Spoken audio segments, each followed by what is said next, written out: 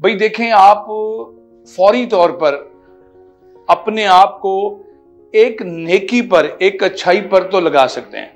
मैं मुश्किल मुश्किल बातें फिलहाल नहीं करना चाहता, एक आसान बात आपको बताता हूं जो काबिल अमल है।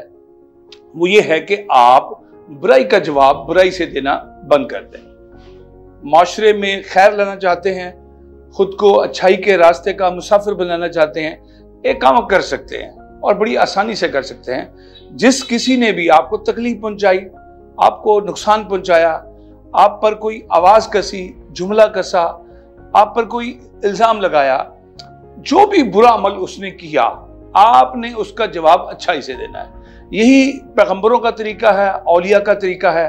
दुनिया के अजीम लोगों ने हमेशा बुराई का जवाब अच्छाई से दिया। उनके दुश्मन उनके दोस्त बन गए, उनके रास्तों में रुकावटें खड़ी करने वाले उनके जान के दुश्मन उनके दोस्त बन गए, क्योंकि उन्होंने हमेशा बुराई का जवाब अच्छाई से दिया है।